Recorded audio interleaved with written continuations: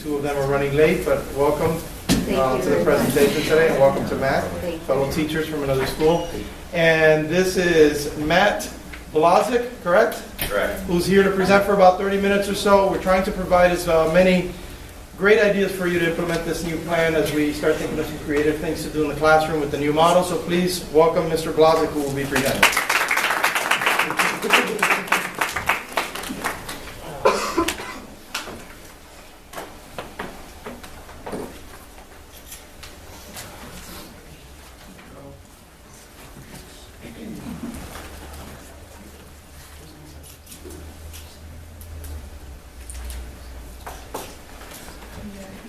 Thank you. Good morning. Good morning. Off day for the students. We like to have our own. I teach up in Boca Raton, a private school, Boca Prep International School. And this is kind of philosophy that I use within my curriculum and what I've done in the background. And I'm going to explain a little bit of the research. I'm not actually going to be naming all these researchers, but the basic philosophy behind how to use projects in a classroom and what their main purpose is, because we're going to see very quickly here that the intent is not the easy way out. I was going to have you write down some answers to these, but I just want to ask a couple questions first. When you hear project-based learning, what is it first? I mean, we need to get on the same page. So what does that mean? Goal given at the beginning of the learning, the quarter, or whatever learning session you have. Okay. And something an assessment at the end. Okay. Something that involves many parts. So okay. Good assignment. So we have a goal, we have an assessment, we have parts. What else? Research is a very big part of any project and is one of the key life skills that need to be developed in it.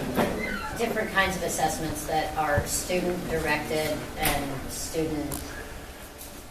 it's an independent way to assess student learning. And a lot of students take direction of their learning, and it can be over not just one class, but over several different class periods, covering several different topics. Right. So we can make some modifications to it to create more investment from the student. So there's opportunities. I'll give a definition in a minute. Some of you, I'm sure all of you have at some point had a project. Any big successes that you've shared with others or would like to share right now?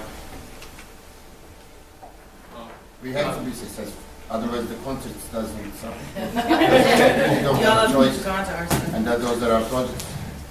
That's one type of project, but there are other ways to achieve. But okay, but those are successes.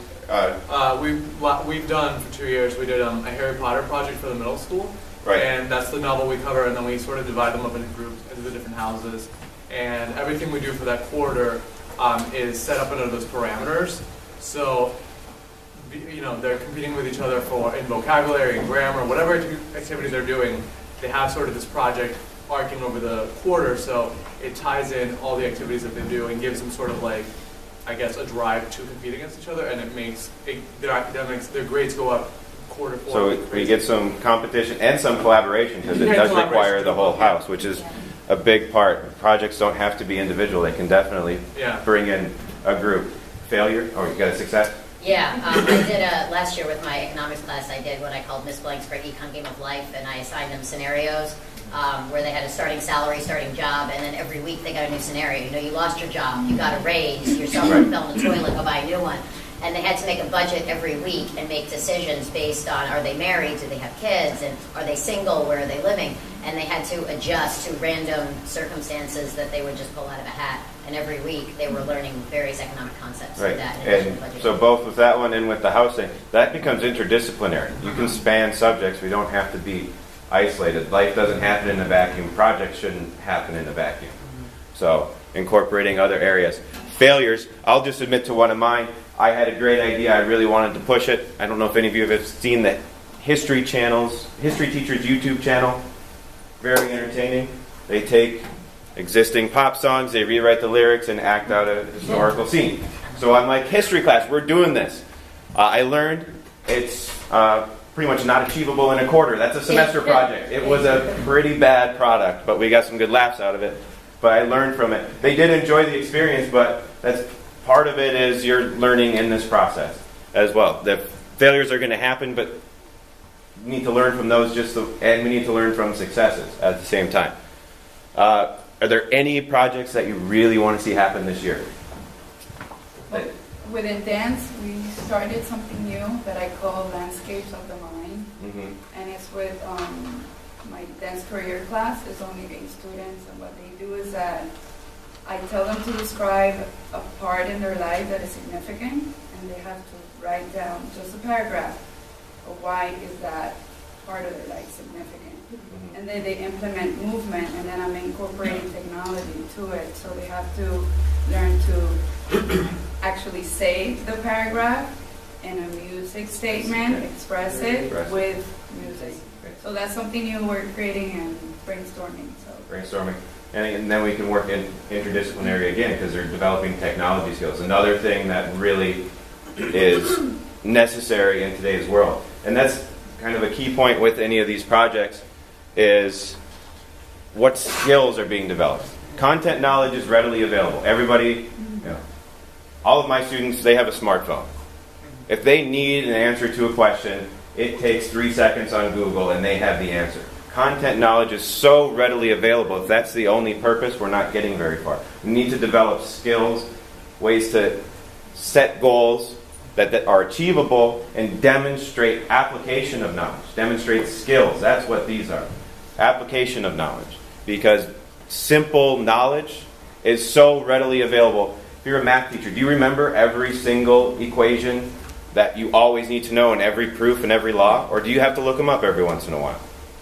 Even as a teacher, you still go back to refresh yourself because we focus so much on a test that sometimes we lose track of what skills are actually necessary for success. Now, yes, we have standardized testing. We need these assessments show the differing levels of content knowledge, but we have so much access to it, and the world in the future is just gaining more access. Now we're getting glasses that you can search Google. You don't even need to touch anything. So content knowledge is becoming more accessible, but the skills to access that knowledge can sometimes be lacking. And application of knowledge. What do you do with all of these random facts? It's actually overwhelming. And that's where projects can really come in because we're going to teach some skills.